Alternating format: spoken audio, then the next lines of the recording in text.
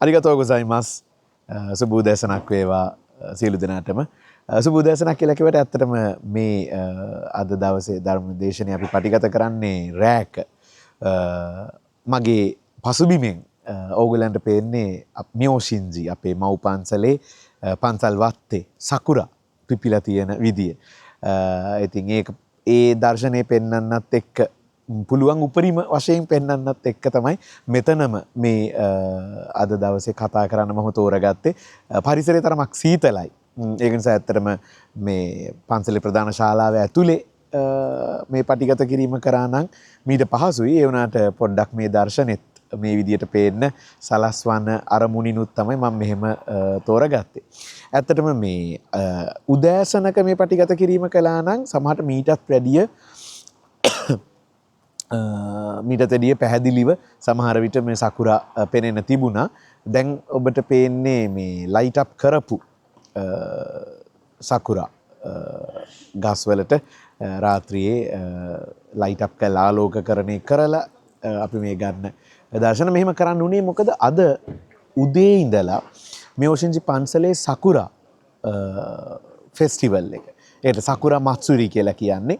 ඇත්තටම අප්‍රේල් 1 වෙනිදාට කිට්ටු වෙලා තමයි මේ උත්සවය පවත්වන්නේ. මොකද අප්‍රේල් 1 වෙනිදා තමයි HBS නිර්මාතෘ නිස්සෙන් හිමියන් නිස්සෙන් හාමුදුරුවෝ අපි උදේවස වන්දනා කරනකොට කියන නිස්සෙන් හිමියන්ගේ උපන්දිනය දීලා තියෙන්නේ. ඉතින් ගොඩක් වෙලාට ඒ කිට්ටුවට යෙදෙන ඒ දවස ආසන්නයට යෙදෙන සතියාන්ත දිනයක තමයි මේ වැඩසටහන මියෝෂින්ජි පන්සලේ වාර්ෂිකව කෙරෙන්නේ. සකුරා සැනකෙළිය. සකුරා කියන්නේ ජපානයේ සංකේතයක් නේ. ඒ කියන්නේ ඒක මම හිතන්නේ හැමෝම පහේ දන්න මුතුන් කියන ඕනේ දැනුනේ සකුරා දේශය කියලා කියන්නේ ජපානයේට. ඒ ජපානයේ සකුරා මන් මීට පෙරත් කියලා තියෙන එකක් තමයි සකුරා දේශය කියලා කිව්වට හැම කාලෙම සකුරා මල් දකින්න නැහැ. සකුරා දකින්න පුළුවන් මුළු අවුරුද්දටම සතියක් නැත්තම් සති දෙකක් වගේ කාලයක්. ඉතින් ඒ පිළිබඳව තමයි මම අද කතා කරන්න හිතුවේ. ඇත්තටම මම ඊයේ දවස වෙනකන් අපි හිටියේ හිරෝෂිමා වල. හිරෝෂිමා කිව්වහම අර සකුරා කියනවා වගේම ජපානයේ ගැන කතා කරද්දී විදේශිකයින් වැඩිපුරම දන්න සමහරට අගනුවර ගැන දන්නවටත් වැඩිය ඒ නම ප්‍රසිද්ධ වෙලා තියෙන හිරෝෂිමා ඒ සිදුවෙච්ච පරමාණු බෝම්බෙන් වෙච්ච මහා මානව ඛේදවාචකය නිසා. ඒ හිරෝෂිමා නගරේ කෝරියුජි පන්සලේ අපි දවස් දෙකක් ගත කළා. ඒ පන්සලේ වන්දනා කටයුතු සිදු කළා. ඊට අමතරව හිරෝෂිමා පරමාණු බෝම්බේ කෞතුකාගාරයක්. ඒ බෝම්බේ ඒ ඛේදවාචකය අනුස්මරණය කෙරෙන සහ එවැනි ඛේදවාචකයක් නැවත නොවෙන්න සහ ලෝක සාමය කොයිතරම් වැදගත්ද කියන එක ගැන පෙන්වා දෙන අනුස්මරණ කෞතුකාගාරයක් තියෙනවා. ඒ කෞතුකාගාරය බලන්නත් මමත් අවුරුදු කීපයකට පස්සේ ඇත්තටම ගියේ. ඒ වගේම එතන ස්මාරකයක් තනලා තියෙනවා. ඒ ස්මාරකයේ ඉදිරියේ අපි පින් පැමිණීමේ වන්දනාවකුත් සිදු කළා. අපි ලංකාවෙන් ගියපු පිරිස. ඒක නිසා මම විශේෂයෙන් මේ දවස්වල මේ ලෝක යුද්ධ කාරණා ගැනත් කතා වෙන කාලයක් නිසා ඒ යුද්ධය සහ සාමය එක්ක බුදුදහම සම්බන්ධ වෙන්නේ කොහොමද කියන එක ගැන සහ ඒක අපේ එදිනෙදා ජීවිතවලට සම්බන්ධ වෙන්නේ කොහොමද කියන එක ගැන කතා කරන්න හිටියේ. ඒ ගැන අනිවාර්යෙන් ඉදිරි දවසක නැවත කතා කරන්න. නමුත් අද දවසේ මේ සකුරා සැනකෙළියත් එක්ක විශේෂයෙන්ම අද නගමත්සු නායක ස්වාමින් වහන්සේ සහ මියෝෂින්ජි විහාරයේ උපවිහාරාධිපති කනිකෝ සෙයිකෙන් හාමුදුරුවන්ගෙන් අපි ඉන්ටර්විව්ස් ලබා ගත්ත අද දවසේ උත්සවය පිළිබඳව. ඒ ලබාගෙනදී අය කිව්ව ඒ උදාහරණ එහෙම නැත්නම් උපමා දෙකක් නිසා මට හිතුණා මේක අනිවාර්යයෙන්ම මේ සකුරා මල් පේන්න තියෙද්දි මෙතෙන්දී ලංකාවේ අපේ සමාජිකාවන්ට මේ පණිවිඩය ගෙනියන්න අවශ්‍යයි කියලා. මුලින්ම නගමත්සු නායක ස්වාමින් වහන්සේ උන්වහන්සේගේ ඒ කෙටි පණිවිඩය තුල සකුරා පිළිබඳව ලියවුණු නිස්සෙන් හිමියන්ගේ කවියක් උපුටා ගත්තා. ඒ කවිය කියවෙන්නේ මේ සකුරා පිපිලා තියෙනකොට ඒ කියන්නේ සකුරා පොහොට්ටුවේ සිට පිපෙන්න පටන්ගෙන උපරිමයකට පිපෙනවා. ඒ උපරිමයට පිපුණු තැන ඉඳලා ඊළඟට සකුරා පෙති හැලෙන්න පටන් ගන්නවා. සකුරා පිපෙනවා වගේම පෞද්ගලිකව මම හරි ආස දර්ශනයක් තමයි සකුරා පෙති හැලෙන දර්ශනය. ඒක හරිම ලස්සන දර්ශනයක්. පිපිලා තියනා වගේම ඒ පෙති හැලෙමින් තියෙන දවස්වලටත් හරි ලස්සනයි. يعني ගස් යටත් ලස්සනයි. සමහරවිට ගම් යූරක වගේ නම් ඒ ගඟ දිය මතට සකුරා පෙති වැටිලා තියෙන දර්ශනය හරි ලස්සනයි. ඒ වගේම වැටෙමින් තියෙනකොට හරියට බොහොම හිමීට හිම වැටෙනවා වගේ හරිම ලස්සනයි ඒ දර්ශනය. ඉතින් මම ප්‍රාර්ථනා කරනවා ඒක දැකපු නැති S2 දැකපු නැති ඔබ සැමටත් ඔබ සැම කිව්වහම දැකපු අය මෙතන ඇති. මම අදහස් කරන්නේ නොදැකපු අයටත් ඒ දර්ශනය බලා ගන්න අවස්ථාව ලැබේවා කියලා මම ප්‍රාර්ථනා කරනවා. ඒ විදිහට සකුරා හැලෙන්න පටන් ගන්නවා. එතකොට ඒ සකුරා උපරිමයට පිපුණු දවසේ ඉඳලා ඇත්තටම හැලෙනවා. සකුරා පිපෙන කාලෙට ජපානයේ මිනිසුන්ගේ සිරිත තමයි අද මෙහි තිබුණෙත් එහෙම සැනකෙලියක්. ඒ ලස්සනට සකුරා පිපෙන තැන්වලට ගිහිල්ලා ඒගොල්ලෝ සැනකෙලි පවත්වනවා, උත්සව පවත්වනවා. පික්නික් යනවා කියලා අපි කියන්නේ. සමහර කෑම බීම හදාගෙන ගිහිල්ලා සකුරා ගස් යට ඉඳගෙන මල් බලන ගමන් කෑම බීම කාලා පවුලේ කට්ටිය සමහරලාට අසල්වැසි පිරිස යාළුවෝ එහෙම එකතු වෙලා ඒගොල්ලෝ උත්සව පවත්වනවා. සැනකෙලි පවත්වනවා. එතකොට නිසනාමදුර මේ කවිය ලියලා තියෙනවා. අපේ සකුරා ගස් යරට ගිහින් සකුරා මල් පිපිලා තියෙනවා බලන් ඉඳිද්දි බලන්න සකුරා පෙති හැලිලා යනවත් දකින්න. ඒ සකුරා පෙති කියන්නේ මොකක්ද කියලා අහන ගමන් සැනකෙලිය රස විඳින්න. මේ සකුරා පෙති කියන්නේ මොකක්ද කියලා කිව්වොත් හැලෙන සකුරා පෙති කියන්නේ අනිත්‍ය බව. කිසිම දෙයක් නිට්ටය නොවන බව. ඒ අනිත්‍ය බව කියා දෙන ගමන් නමුත් අනිත්‍යයි කියලා ඒ මත්තෙම අපි ඒ අනිත්‍ය බව කියන එක හරියාකාර ග්‍රහණය කරගත්තේ නැතොත් අපිට අනිවාර්යයෙන්ම අපේ ජීවිතේට හරියාකාර ඒ සංකල්පය එකතු කරගන්න බැරි වෙනවා. ඒ නිසා නිසනාමදුරෝ කියන්නේ මල්පෙති කියන පණිවිඩය අහන ගමන් අර සැනකෙලිය රස විඳින්න. ඒ කියන්නේ ඔබ ලබපු ජීවිතේ ඔබ ලබලා තියෙන ජීවිතේ රස විඳින්න. ඒ ජීවිතේ ඔබට හමු වෙන හොඳ නරක කියලා ඔබ හිතන දේවල් ඇත්තටම හොඳ නරක කියලා දෙකක් නැහැ. ජීවිතේ අපිට හමු වෙන හැමදේම හොඳද නරකද කියලා තීරණය කරන්නේ පෘථග්ජන අපේ මනසින්. නමුත් ඒ සියල්ලක් අපේ කර්ම ශක්තිය, විශ්වයේ ස්වභාවය කියන සියලු දේ මත අපි කරා එන දේවල්. ඒක නිසා ඒ දේවල් අපිට හොඳ නරක කියලා වර්ගීකරණය කරන්න බෑ. ඒ තමයි අපේ ජීවිතේ. ඒ ජීවිතේ විඳින ගමන් මේක නමුත් අනිත්‍ය වෙනස් වෙනවා. මේ මල් හැලිලා යනවා කියන කාරණේ සිහි කරන්න. ඔය දෙකම එකට.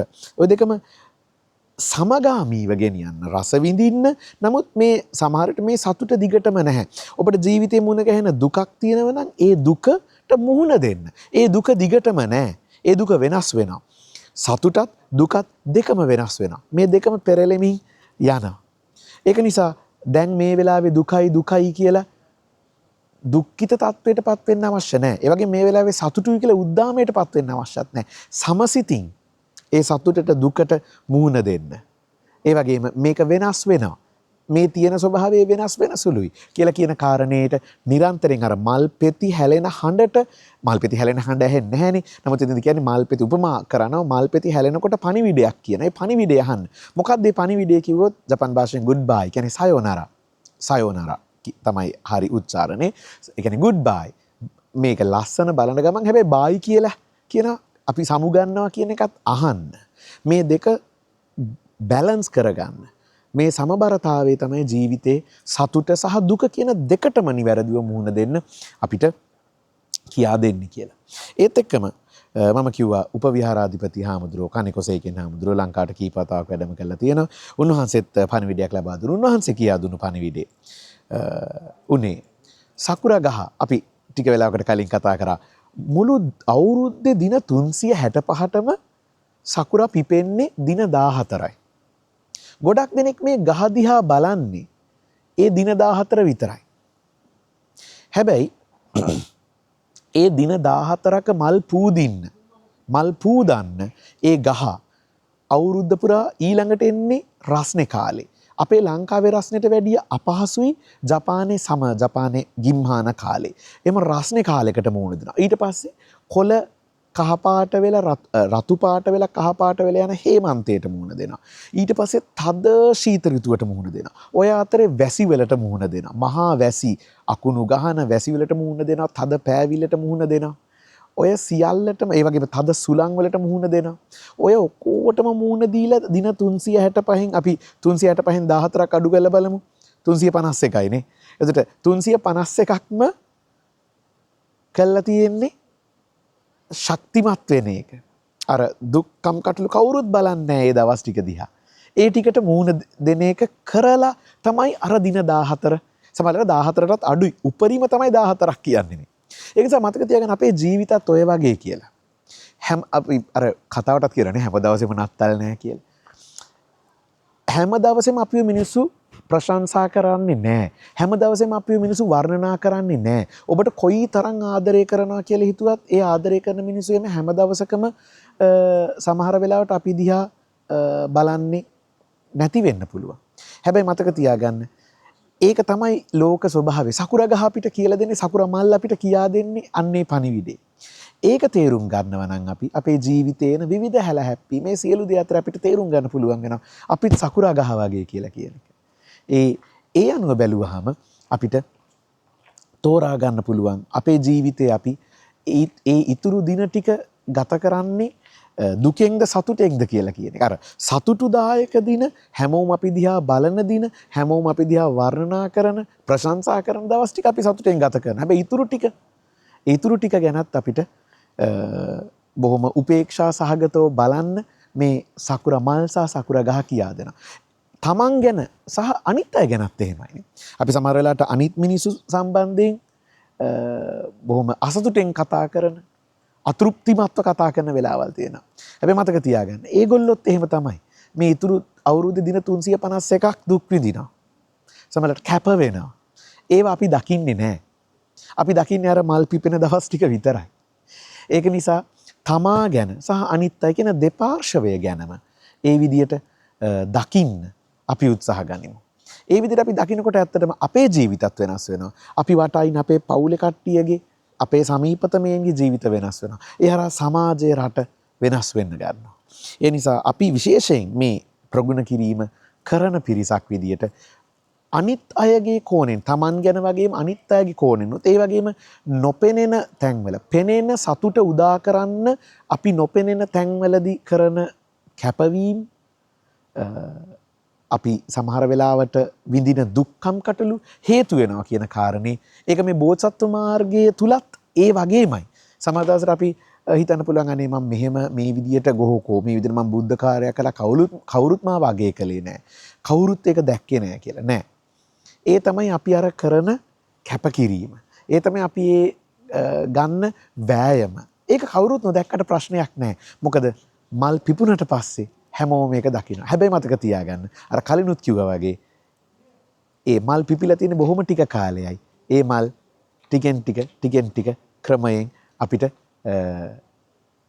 පටන් ගත්ත තැන පිපිලා ඉවර වෙච්ච තැන පිපිලා ඉවර වෙච්ච තැන ඉඳලා මල් වල පෙති හැලෙන්න පටන් ගන්න. ඒක නිසා සියල්ල වෙනස් වෙනවා කියන කාරණේ මතකේ තියාගන්න අපි කටයුතු කරමු. ඒ විදියට අපි හිතනකොට අපේ ජීවිත අපි ලෝකේ දිහා දකින විදිය සමහරවිට අපි වෛරයෙන් කවුරු හරි දිහා බැලුවා නම් කනස්සල්ලෙන් බැලුවා නම් පසුතැවිල්ලෙන් බැලුවා නම් නෑ ඒගොල්ලන්ටත් අපිට මැදිහත් සිතින් ඒගොල්ලෝ දිහාත් බලන්න අපිට අවස්ථාවක් ලැබෙනවා. එහෙමනම් ඊළඟ ඉරිදත් මේ විදියට මුණ ගැහෙන්න මම බලාපොරොත්තු වෙනවා. මේ කාලය තුලත් ඔබ සියලු දෙනා නොකඩවා මේ ප්‍රගුණ කිරීම උද්‍යෝගයෙන් යුතුව කරගෙන යයි කියලා මම බලාපොරොත්තු වෙනවා. ඉක්මනින් සියලු දෙනාවම ලංකාවේදී මුණ ගැහෙන්න බලාපොරොත්තු වෙනවා. සියලු දෙනාට බුදු සරණයි. අරිගතෝ ගොසයිමස්.